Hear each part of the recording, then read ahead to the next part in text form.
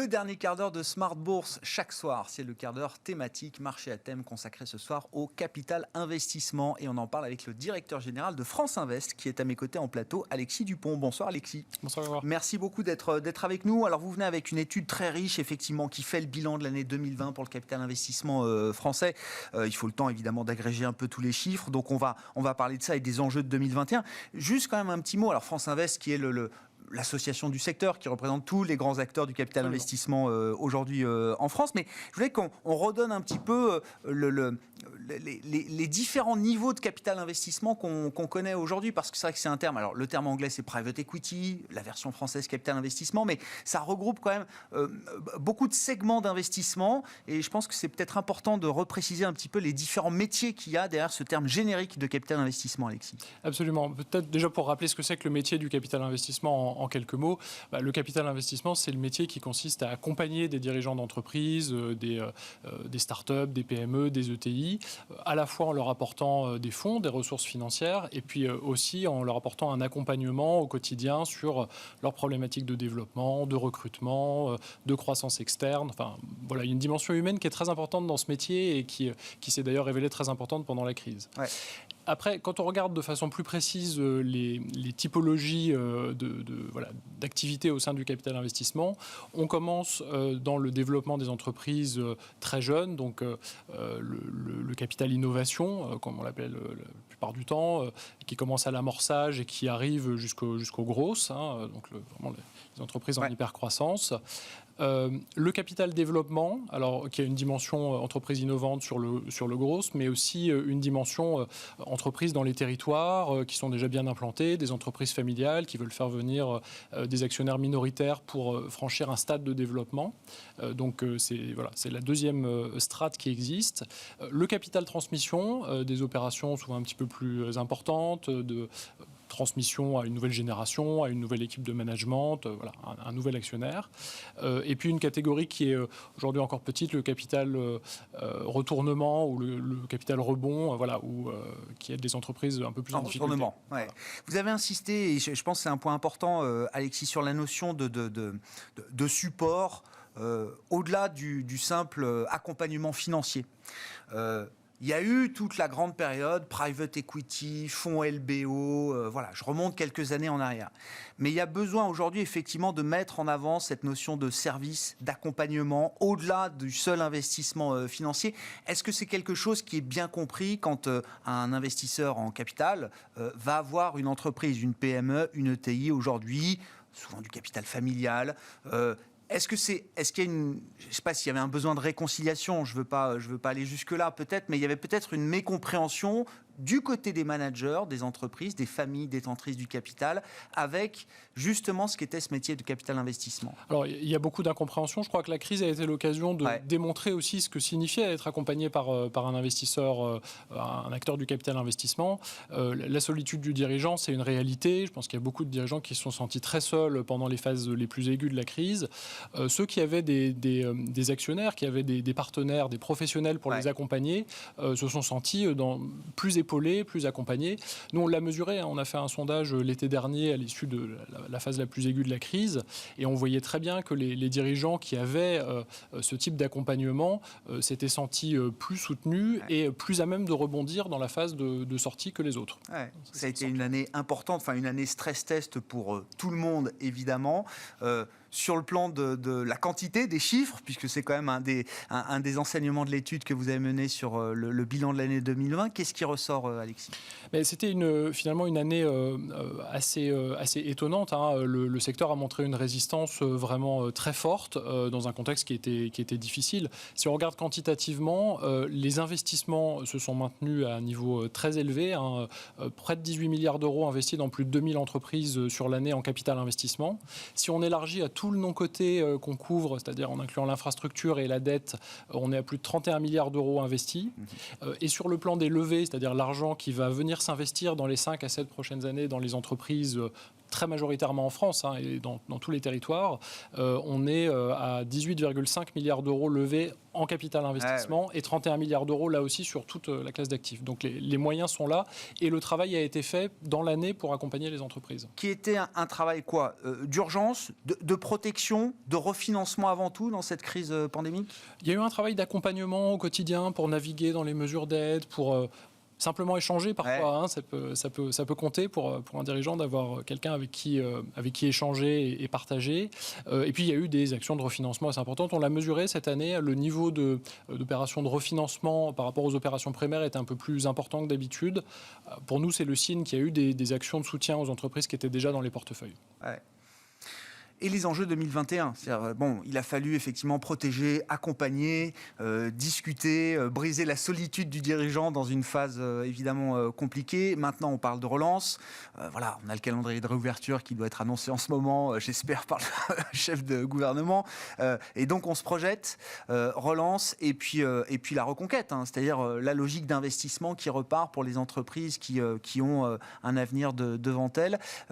Comment vous voyez cette année? J'ai compris déjà que le capital investissement, le secteur avait les poches pleines, comme on dit de manière un peu triviale. Il y a des munitions pour déployer des investissements. Comment est-ce que les choses vont se passer selon vous dans un cadre d'accompagnement des pouvoirs publics aussi? Il faut peut-être se placer à ce niveau-là, Alexis. Quels vont être les enjeux de cette année? Le secteur jouera son rôle, ça c'est clair.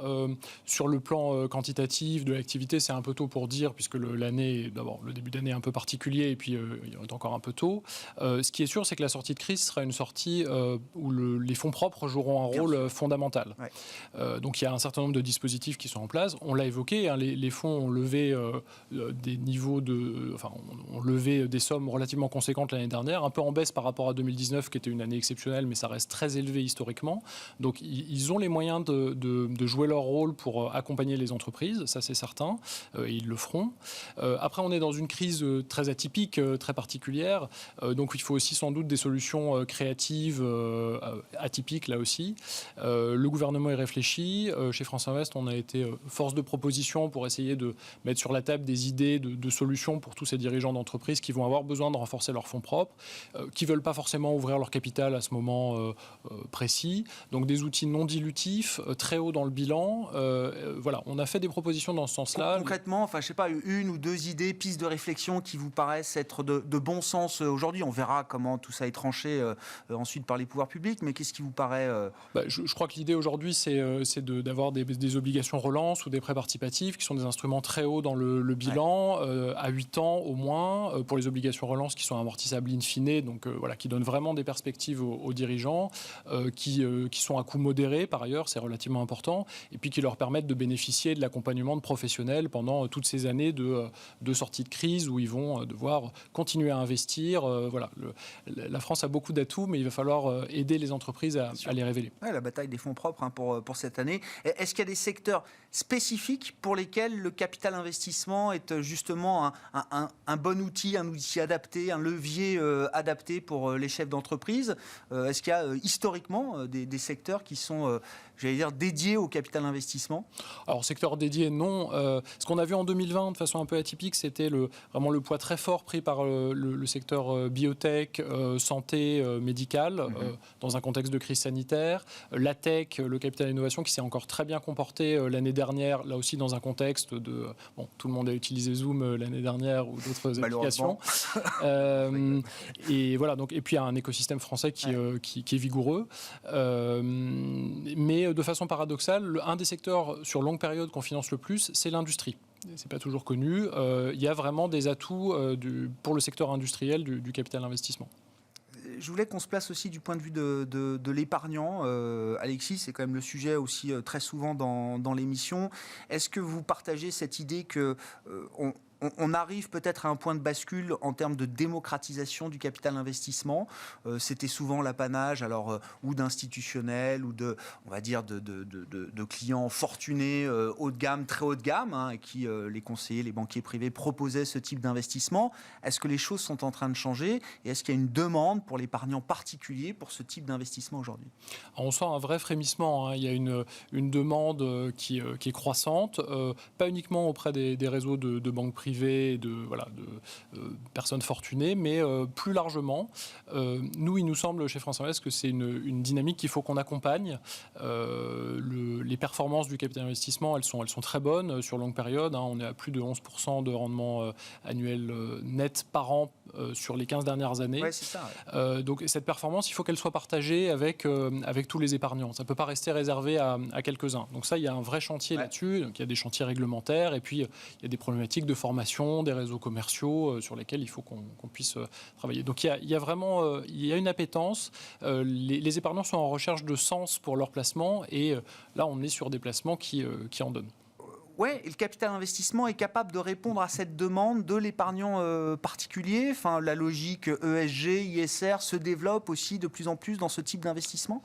Ça fait 15 ans qu'on travaille sur les sujets ESG dans le capital investissement, donc je pense qu'on est parfaitement rodé. Il y a un vrai travail maintenant de construction de produits qui vont répondre à la demande d'investisseurs peut-être moins sophistiqués que ce qu'il y avait avant.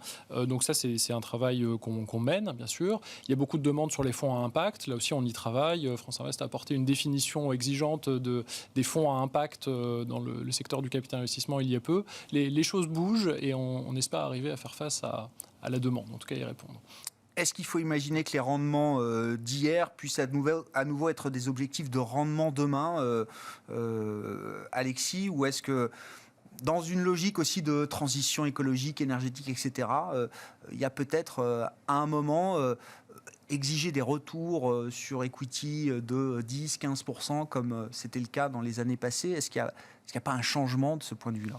D'abord, les performances passées ne cachent pas les performances futures, mais non. D'abord, ce qu'on voit, c'est que les phases de sortie de crise sont traditionnellement des phases où les performances des fonds sont relativement bonnes, parce que ce sont des phases d'opportunité, de consolidation, voilà, la performance est très souvent au rendez-vous dans ces périodes-là. Alors, quand on est un professionnel, qu'on sait les saisir. Donc voilà. Après, il y a une question plus philosophique sur la dimension quel rendement pour quel investissement. Nous, on est relativement confiants sur le fait d'arriver à créer de la valeur et de continuer à arriver à créer de la valeur sur tout un ensemble de segments. On le fait aujourd'hui, on sait pourquoi on le fait. On accompagne de la croissance externe, on accompagne le développement du chiffre d'affaires des entreprises par de la digitalisation, en aidant les entreprises à devenir plus durables. Donc il n'y a pas de raison qu'on ne continue pas à le faire demain. Merci beaucoup, Alexis. Merci d'avoir été avec nous, de nous avoir apporté ces éléments précieux d'analyse là, sur le fonctionnement du capital investissement et puis ces données chiffrées pour parler de l'année 2020 et des enjeux de 2021. Alexis Dupont qui était à mes côtés en plateau dans le quart d'heure thématique de Smart Bourse ce soir, le directeur général de France Invest.